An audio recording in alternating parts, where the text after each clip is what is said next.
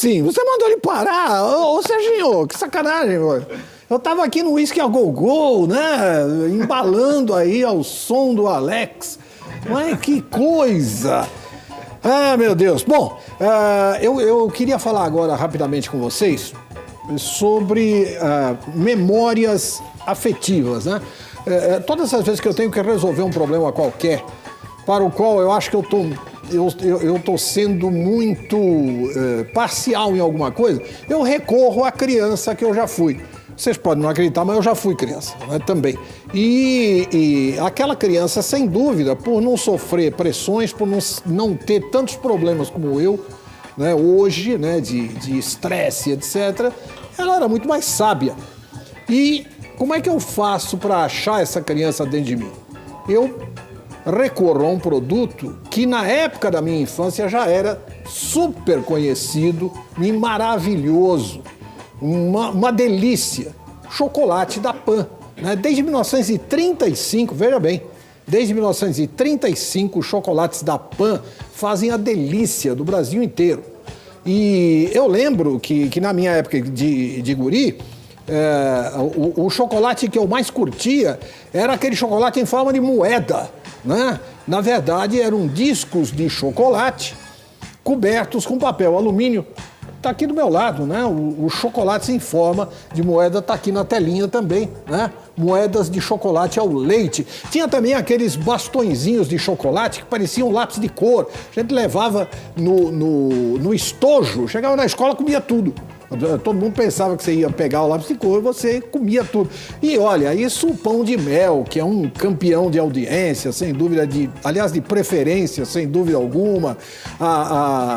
A pipoca caramelizada, mas de lá para cá, desse tempo para cá, a Pan não parou de inventar novos produtos e criar novos produtos, como os confeitos da Pan, como o bombom com recheio de conhaque, que é uma delícia, como o bombom gianduia, outra maravilha, né?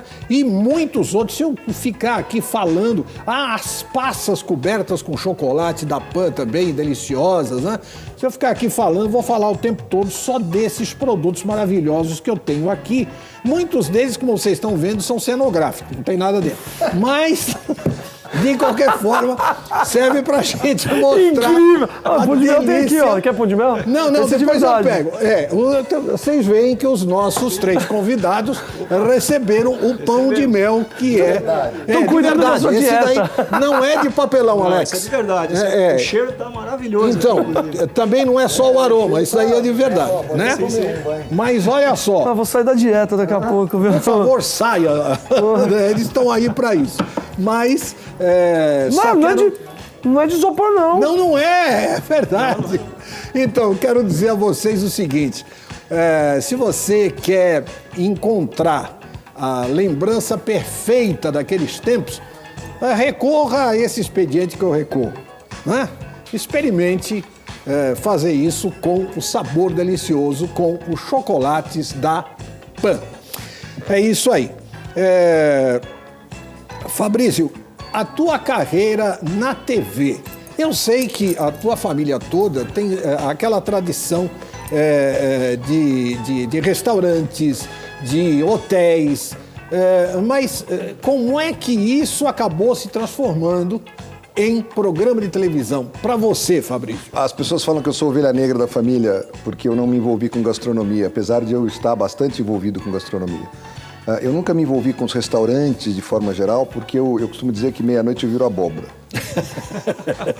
E para quem não sabe, né, para quem esse monte de pessoas hoje que querem se transformar em chefes, que eu particularmente acho uma profissão fantástica, mas é para quem é apaixonado por isso. Claro. Como várias profissões, como todas as profissões. Mas é assim, específico. Primeiro, ela não tem esse glamour todo que todo mundo acha que tem, porque as pessoas sempre têm como referência meia dúzia de nomes. Claro. Você trabalha todo dia, quando você está num restaurante bacana, todo dia até 2, 3 da manhã. Você trabalha sábado, domingo, Natal, Réveillon, Dia dos Pais, Dia das Mães. Principalmente, né? Principalmente. Dia dos Namorados. E aí o dia que você tem uma folguinha é segunda ou terça. Então, além de você ter um processo muito complicado de trabalho, você tem um processo de manter uma família. Porque isso é um problema. Toda profissão que tem horários muito específicos é um problema, porque teus filhos, né, você está chegando em casa, daqui 3 horas teus filhos acordaram, tua mulher trabalha normalmente, então ela também não fica te esperando. E sábado e domingo também acontece isso. Não é que, tudo bem, de segunda a sexta é assim, e sábado e domingo, o máximo que você tem é um dia por semana, que normalmente... Não bate com o resto. É uma segunda ou uma terça-feira, porque é uma hora que a casa está mais tranquila. Então, é uma profissão bastante complexa e bastante complicada. Meu irmão, que é hoje provavelmente um dos poucos restauranteiros que existe no Brasil ou no mundo, quiçá, que é dono de restaurante, mas não é chefe. A maioria hoje, o chefe é o dono. Na Europa, o chefe é o dono, a mulher é o caixa, sim, o filho é o maître, e eles fazem ali uma grana por mês. E assim é que dá certo. E assim que dá certo. No nosso caso, não é. A gente tem chefes maravilhosos que trabalham com a gente há anos e anos e que são pessoas fantásticas, mas a gente sabe da dificuldade que é ser um chefe de cozinha. Eu nunca me envolvi com isso por causa disso, não porque eu não goste da gastronomia. Eu sempre fui meio artista. Eu, quando tinha 30 anos... que conhecia o Ricardo Vanstin, eu queria sair do Brasil para fazer aquele Actor Studio em Nova York. Sim, é incrível. Teatro.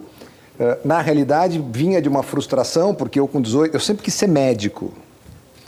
E quando eu voltei para ajudar meu pai, que eu estava nos Estados Unidos, eu estava matriculado nos Estados Unidos, eu ia estudar medicina lá, voltei para tentar ajudar ele aqui, porque ele estava precisando, eu ajudei, foi bacana, não me arrependo de absolutamente nada, mas nunca mais voltei para estudar medicina. Claro. Acabei me formando em economia, sou pós-graduado em administração, mas nunca fui nem... Outro dia me ligaram da FAAP, falaram, a gente tem um diploma aqui do senhor, deve fazer uns 30 e poucos anos. Eu falei, olha, enquanto ele valer para se um dia eu for preso, você pode guardar ele aí. O dia que ele perder essa validade, rasga e joga fora, por favor. Né? Olha que hoje no Brasil muita gente já está querendo estar no seu lugar. Então, pelo menos isso eu estou garantido. Nem que eu tenha que... Vai lá buscar que está lá. Mas, gente, o Serginho, vamos mostrar o Fabrício na telinha? Vamos lá. Opa. A minha receita começa com uma taça de vinho e uma boa música, um bom papo. Eu não sei cozinhar profissionalmente, não é essa a minha função, eu não sou chefe. Mas eu concordo com você quando você não diz, porque o sertanejo, na minha opinião, pelo menos da minha idade, é aquele sertanejo de... Roda de viola. Que hoje em dia não é, há muito tempo que não é mais. Fazer nosso omelete, a gente pode usar manteiga ou azeite. Quando ela começar a criar essa consistência, você vai jogando ela aqui pro canto da frigideira. Posso falar? Isso aqui está alucinante. Fora que dá gosto de manteiga. Quanto de manteiga você pôs? 250 gramas. Pra quanto de farinha? Tá muita manteiga. Tá sentindo Bem aqui? manteigado. Muita manteiga. Nem TPM dá pra comer esse bolo. Não. Uma bola de futebol americano da Idade das Trevas aí, né? Se eu não soubesse que você era um jogador de futebol americano, eu ia arriscar dizer que você tentou reproduzir um fóssil. Eu queria pedir desculpa por ter apresentado esse bolo. E eu tô com vergonha de verdade. Essa borboleta com certeza vai servir para levar o seu aventalzinho voando embora.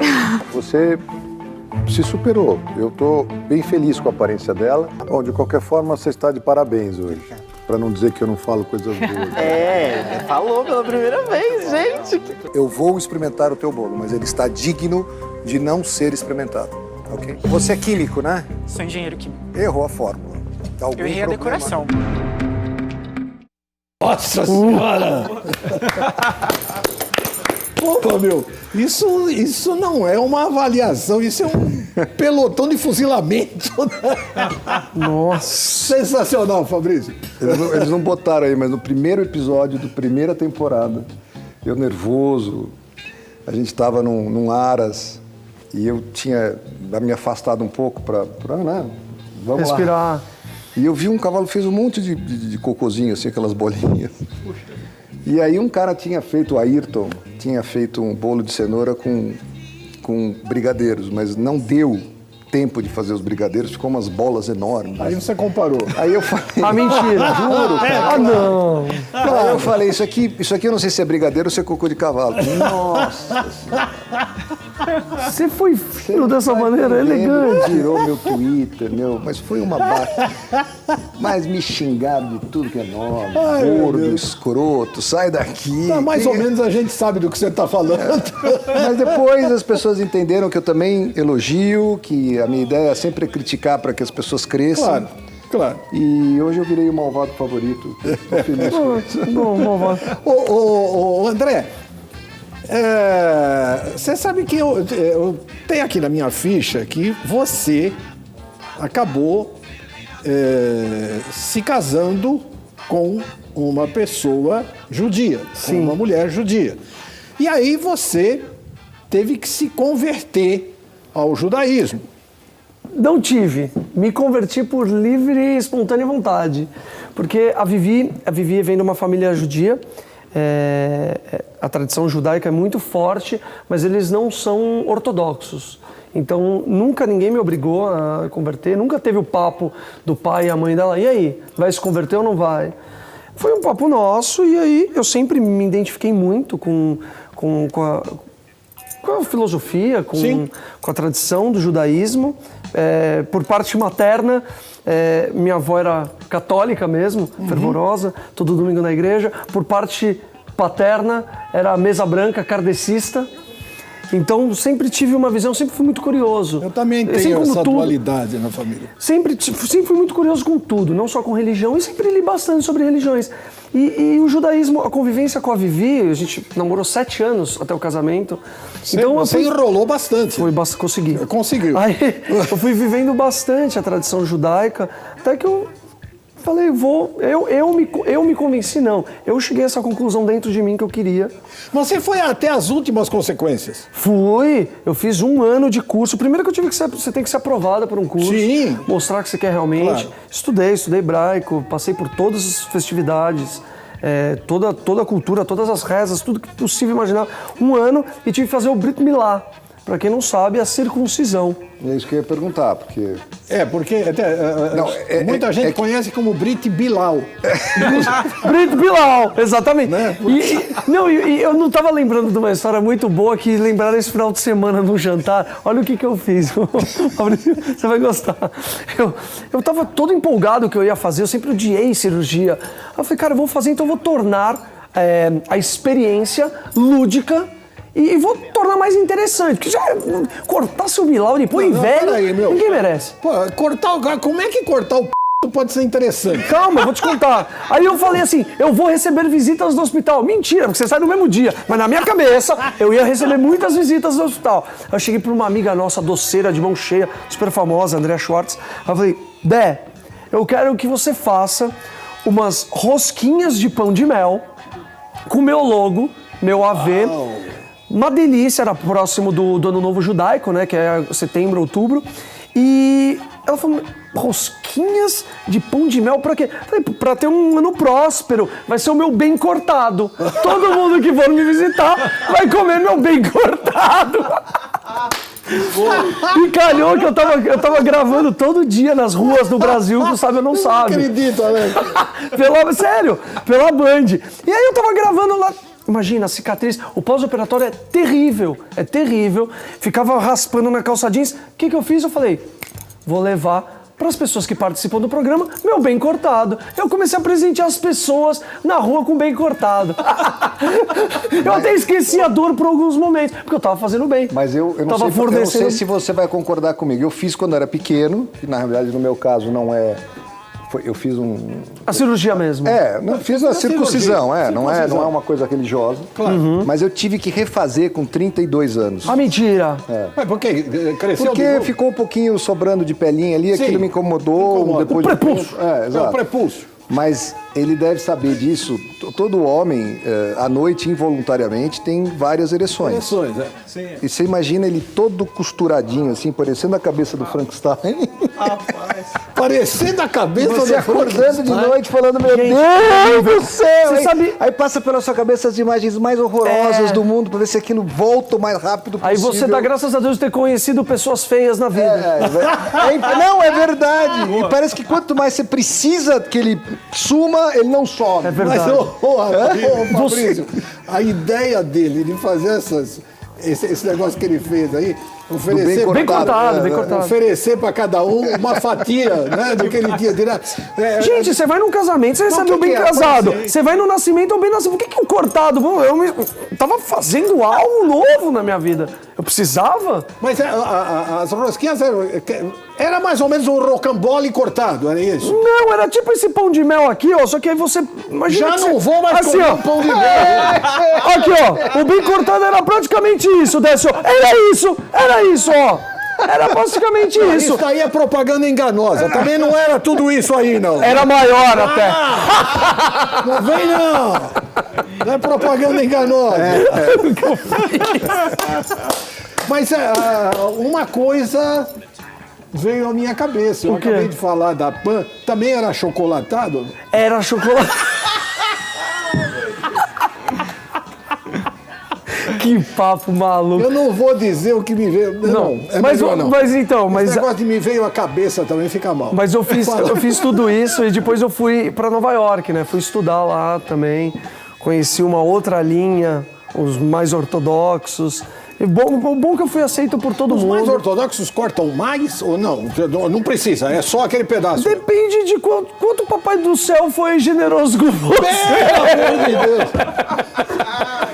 Mas se faz quando nasce Se faz quando e nasce. depois tem uma com 12 anos, parece. ou 11 Que anos. faz o bar mitzvah. Bar mitzvah. Mas que não tem nada a ver com isso. Não tem a ver com isso. É como se fosse a maioridade. Que o homem faz o bar mitzvah e a mulher faz o bat mitzvah. Meus filhos nasceram no Einstein, que é um hospital judaico, mas fazia 5 minutos bateram na porta. Jura? Morrer. O senhor não quer fazer? Eu lembrei de mim, que tinha feito com 5, 6 anos e já tinha sido um problema. E depois eu tive que refazer de novo. E depois, mas você pergunta para todos os médicos da vida, não precisa fazer, não precisa fazer, não precisa fazer. Se tiver o azar de ter que fazer depois de velho... É bem pior. Assim, eu já falei, fecha, meus 2 filhinhos não tem tudo... Quando é pequenininho, você põe um plastiquinho na ponta, assim, 3 dias depois cai a pontinha, acabou o problema. Sim, claro. Isso porque você não era um bebê, né? Não, eles não... É engraçado, eles não deu um problema. Eles não tiveram dor nenhuma, nada. E isso tudo começou com Abraão, né? Abraão, que é o grande patriarca, o cara que começou o monoteísmo.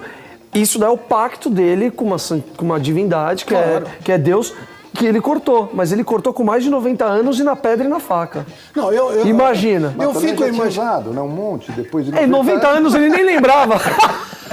Ai, gente, que maldade. Fazer esse pacto com 90 anos eu também faço. Hã? Eu também faço. Bicho, o que eu vou receber de telefonema quando esse programa acabar dos meus amigos judeus, eu tô perdido, meu. Eu tô perdido. Aproveite o telefonema e chame eles pra gente fazer um Lehaim, um Mazel Tov. Não, eu prefiro fazer um bar mitzvah. A primeira parte é ótima. O bar. Serginho tá ameaçando fazer um striptease porque eu tenho que ir pro intervalo comercial. Então, vai pro comercial rápido, rasteiro, a gente volta já. Aguenta aí.